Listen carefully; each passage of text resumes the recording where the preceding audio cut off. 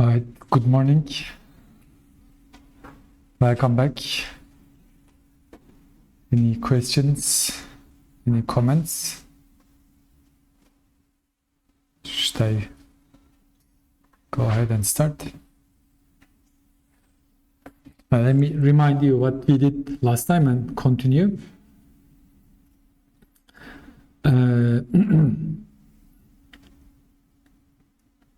So we said superfluid helium has this lambda transition, and it has so-called lambda shape of transition in specific heat, and the point of transition is also called lambda point, and above this temperature the fluid is normal, and below this temperature the fluid is super.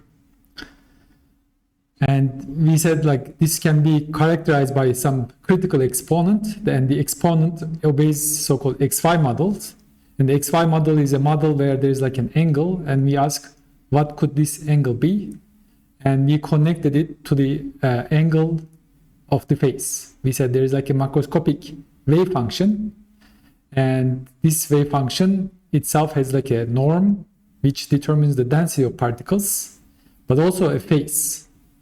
And this phase is kind of like a magnetic degree of freedom, like a magnet, each little magnet pointing in a different direction above the TC, but below the TC they all align and give kind of like a ferromagnet.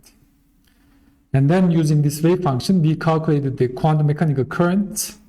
This is just standard quantum mechanics textbook. And we found that the current is given by like h bar over m and 0 times gradient of this phase. And from here we use this current and velocity relation to conclude that the velocity is h bar over m gradient of theta. So the key about this derivation is the velocity in a superfluid is not arbitrary, it is a gradient of a regular function. I mean regular, I'll tell you in a little bit what I mean by regular. About this function, is this function theta? Yes. Yes. Not commute by h? So at the moment theta is just a function variable. It commutes with everything. Right? It is like we don't have commutations yet, but we'll in the future see how we can promote things like this to operators, and then they won't commute. Okay, exactly like x and p, right? There's like a classical level x and p you treat, but when you promote it to quantum mechanics, they don't commute, and then you have like interesting effects. So since this is a gradient of a function, we said if you take the curl, there are like people use different notations to denote the curl. I'll use this, and if I take the curl of this superfluid velocity, because curl of gradient is 0, this is going to be 0. So this is sometimes what we call irrotational. So superfluid, because of this, so this is sometimes called potential flow, and we call this irrotational flow. Now I want to define something called, let's introduce some terminology, define so-called circulation. Typically this is denoted with Greek letter kappa. And to define the circulation, so I define some arbitrary path. So this is r, and I want to calculate kappa as the line integral of this superfluid velocity around this line. Okay, but this is like a trivial, right? So there's like dr, and this is h bar over m. So this is gradient of this theta. Theta is space and time dependent, but I'm not showing it not to clutter it.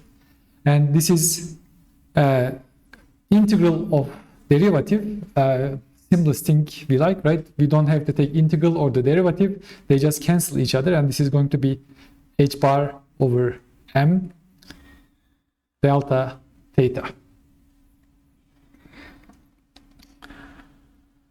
So now, okay, what we are saying is like you start at a point and then you circle around and come back to exactly the same point. But we know this phi is not arbitrary. This is the phase of the wave function. So this is n0, if you want, e to the I theta. And the requirement on wave function is it has to be single valued. If you have like multiple values at the same point, it's not a well-defined object. And for that, we require this delta theta should be 0 or 2 pi or 4 pi, which we generalize as 2 pi times n.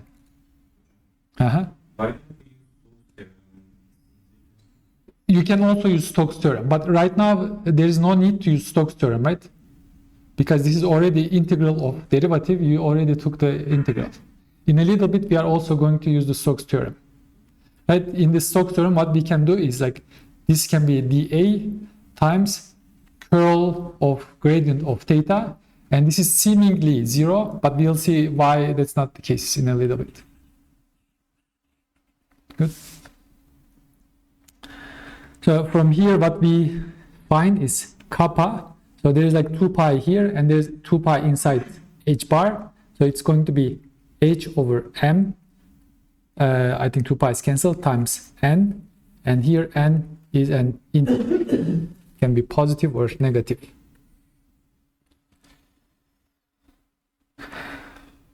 So this is sometimes called Onsager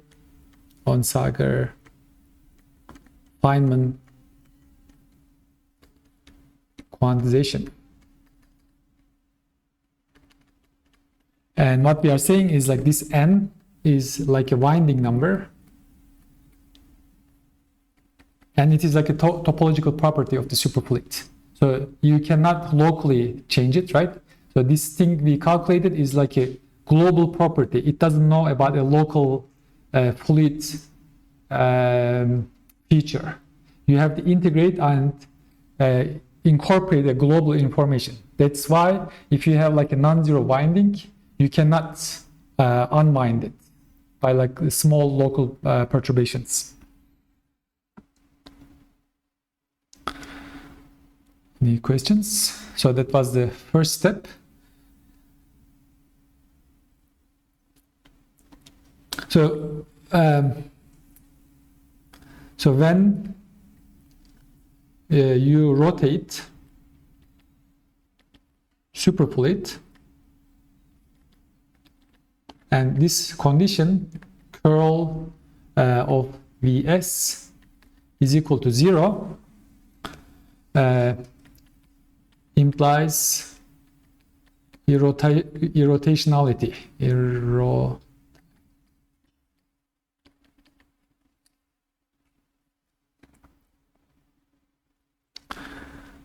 But this is this equation can be obeyed in most of the space, but there can be like isolated singularities, right? Exactly like Coulomb's law, right? You can have the Coulomb's law, but you can have like a point charge where Coulomb's law is not defined.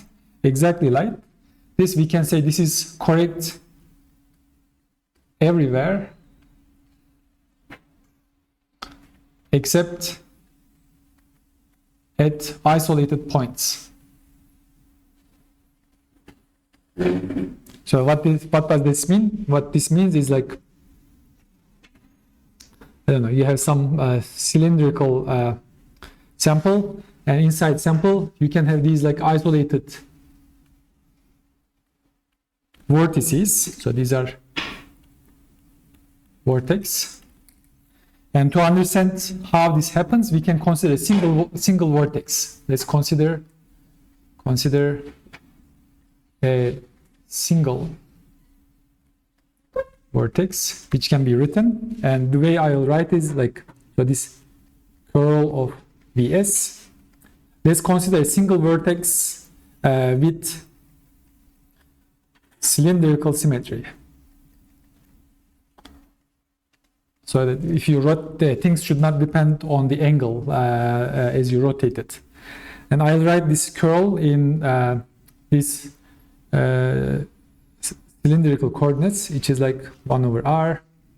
This is, there is like er, r, e phi, and e z, and this is del r, this is del phi, and this is del z. So these are coordinates, and we have components vr, r, v phi, and vz.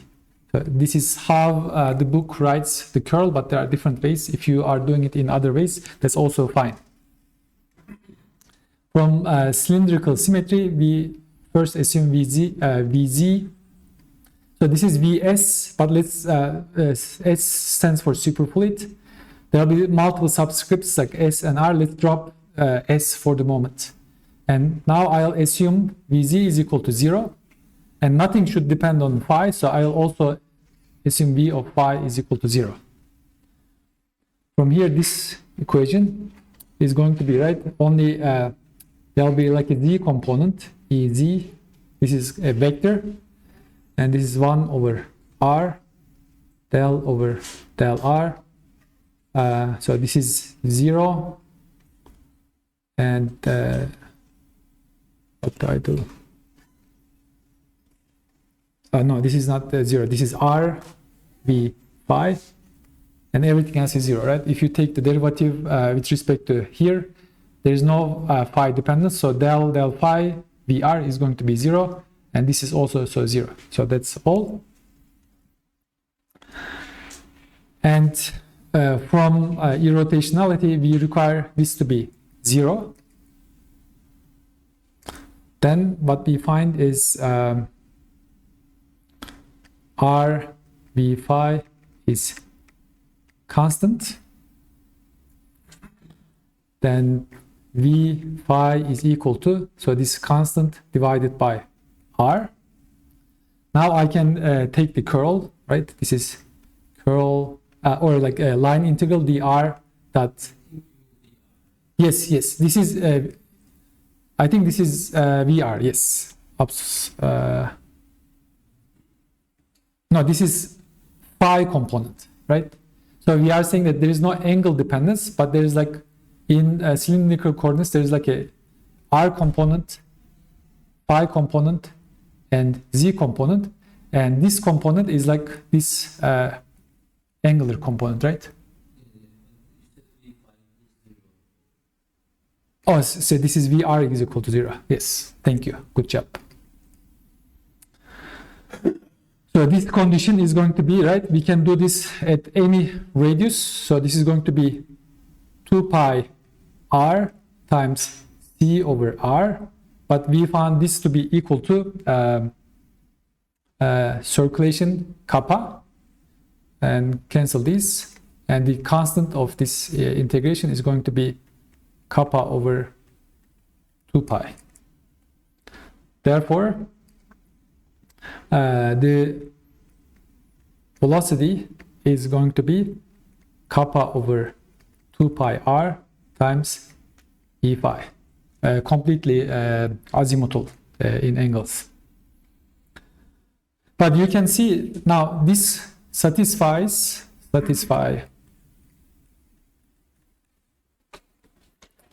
curl 0, but undefined. This is undef at r is equal to 0, right? Exactly like Coulomb's law, but or maybe it's like more like a Biot-Savart law, because there are like currents in Biot-Savart law, and we are looking at two-dimensional cross sections. And the picture is something like this. We have these flows in angular direction, like this, but there is like a point, and if you look at this point, so this is r, so this goes like 1 over r, but because of this, you know, it blows up. What we need to do is like, there is also like there's like a phase, but also there's like density of fluid also goes to 0 in a vortex. So what we are imagining is like there's like a puncture in the fluid, and this is like a vortex core.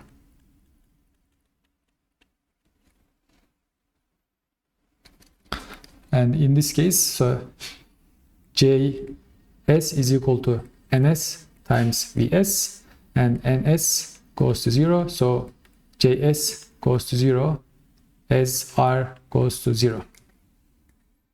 And typically for helium, so this one is order of 1 angstrom. It's almost like atomic separation. So vortices in the liquid helium cannot be observed. At least you cannot take a picture of it and look at it.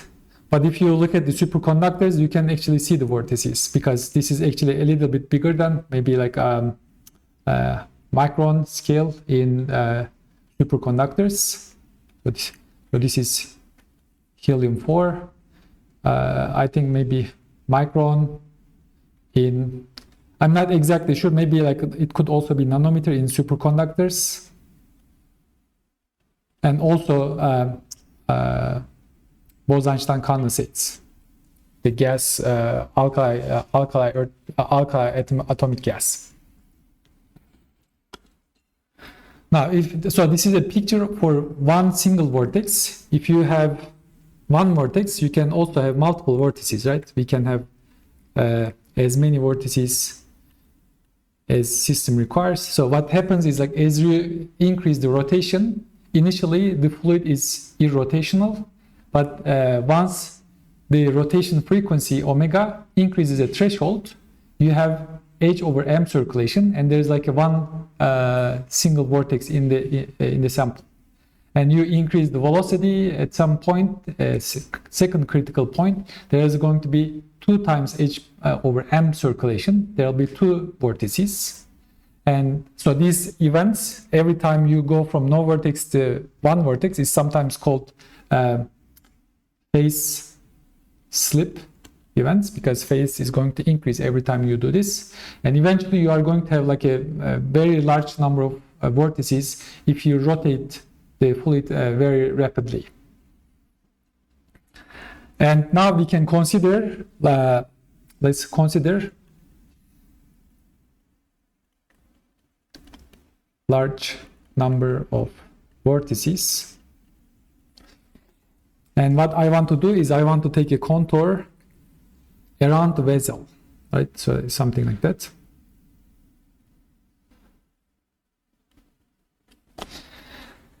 And now this is the contour of integral, and I want to calculate, and also v of phi. In this case, we are rotating the vessel with some angular velocity omega, and if you are at some distance r, this is going to be omega times r. Now let's calculate the circulation. Is going to be again this, now this c dr dot v phi. Now v phi is omega times r, and dr is 2 pi r. And this is 2 pi r squared omega. But we require this to be h over m, one circulation. But now we have like a large number of circulations. Let's call this number of vortices nv. So comparing this side with this side, what we find is 2 pi r squared omega is equal to h over m and v. And so this pi r square is area, and we can define density of vortices nv with little v is nv divided by area. Then this is going to be 2, okay, let me write it like nv, and v is going to be m 2m omega over h. Is that correct? 2m omega over h. Okay. This is also sometimes called Feynman relation. Feynman. So Feynman started in the particle theory, but later in his career, he was like very interested in superfluid helium, and he said like some of the key contributions in our understanding of superfluid helium. Good. Any questions? Is this stuff related to this curvature stuff that people do topological? Curvature, like Only like very space. yes, yes, like I wouldn't call it curvature, yes, but we can also think about vortices so this is a vortex in real space that we can see with our eyes, but we can also think about vortices in some parameter space, right? In the case of Bayer curvature, we are thinking that Hamiltonian depends on some parameters, and in that parameter space, so that's like an abstract space, there may be some non-zero curvature of that parameter space. So that's what we call Bayer curvature. And that parameter space, we can also have like singularities. And when you integrate like we did here, then that becomes Bayer phase. And exactly, but that's not, so here we have the vortices to observe. There, for example, we can observe them in quantum Hall plateaus. There's something called quantum Hall effect, and there's some so-called sigma xy, like some e squared over h. So this is not, there's again here, whenever we see h, we know it's quantum, right? It's like purely quantum effect is telling about itself with h. There it's like this, but n here is like another observable quantity, but this n comes from curvature and singularities of parameter space, and that parameter space turns out to be energy bands and Bloch waves and things like that. It's a very long story, related but a little bit distinct. Okay? So you cannot go and see these singularities like these vortices we draw here. Yeah, that's a good point. Thank you. Any questions? All right. Now I want to talk about this Bose-Einstein condensate or superfluidity from like a unified point of view. And for both of these, we can think about n-particle system. Of course, for this to happen, we have to have like a bosonic system. Otherwise, we don't have Bose-Einstein condensates. And everything about this system is encoded in many-body wave function. If you want, I'll use this uppercase psi. And this is, so these are vectors. If you are studying 1D, it can be 1D. But if you are in 2D or 3D, technically we need to put arrows. But I'm not going to do it to prevent clutter. So this is, if there are like n particles, there has to be n coordinates. And the requirement, the symmetry requirement is Bose-Einstein symmetry. So if you have this R1 ... some ith particle ...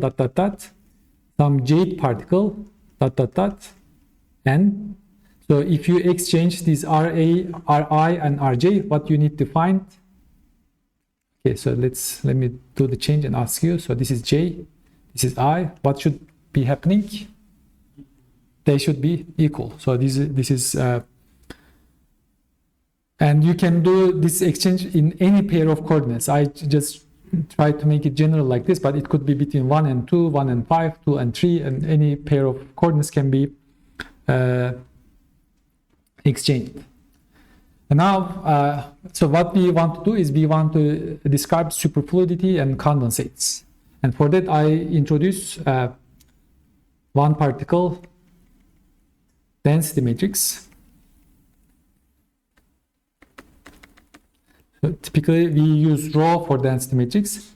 Here, one means one particle. We can also have like higher order density matrices. So this is R1 minus R1 prime. And it is, so I take this wave function. So this is psi R1 R2 dot dot dot Rn, take the complex conjugate, and I take exactly the same, but what I do is like I only replace this first coordinate and I integrate all coordinates except the first. So this is let me put it here. So this is dr2 dr3 dot dot dot drn. So as you can see, this is dependent on R1 and R1 prime.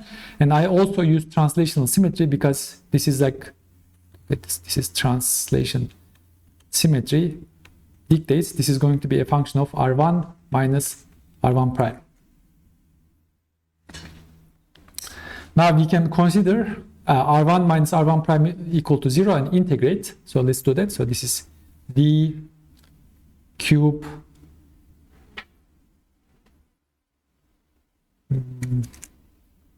yeah, all the others are already integrated, and I want to do this d cube r rho 1 0. So I already have like r1 r2 r3, and I have one more integration here. Basically this is integration of all space over all particles, and this should give us that if you integrate wave function squared over all space, what do you get? Rho 1r. Rho 1r, but I put r1 is equal to r1 prime. If you want here, what this integral is, r1 is equal to r1 prime, and there is like this dy r1. So what is the, right? This is going to be n, yeah, this is going to normalize. So let me just take this back. Then, so, yes, volume is inside, yes, right? This is volume times density is number of particles. So there's like a volume, there's like number density, volume times number density is number. Rho 1. Rho 1 is equal to rho 1, right? We don't say it is equal to 1. From here, actually, we see this is a constant. Rho 1 is going to be equal to n over v. Is that better, right? Because there is a volume here, there is rho 1 constant which comes out of the integral, and this is volume, so rho 1 is going to be density. The topic, when he says R1 equals to R1 prime, Mm-hmm. and we just taking the integral absolute square of this wave. Mm-hmm. Yes. By normalization, it should be.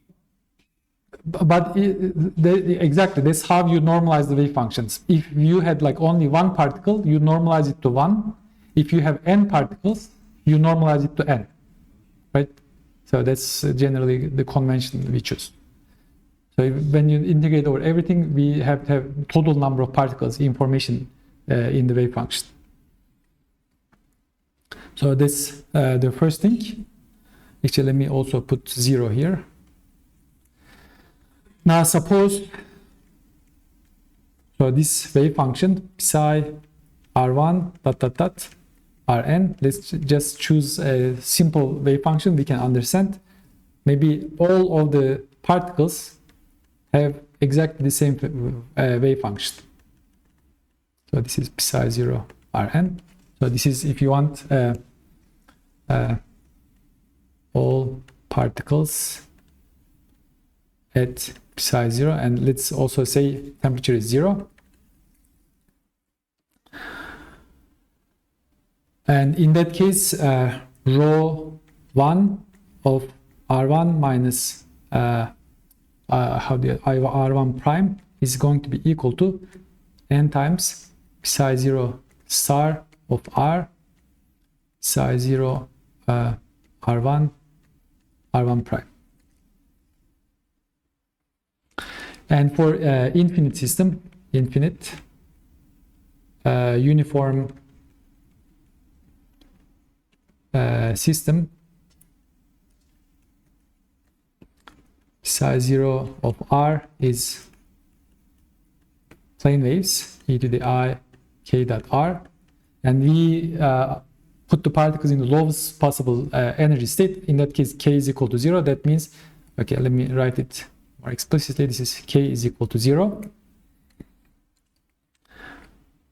In this case also, rho 1 of R1 minus R1 prime is going to be equal to n over, again, right? This is 1 over v square root times 1 over v square root is going to be v. So this is n.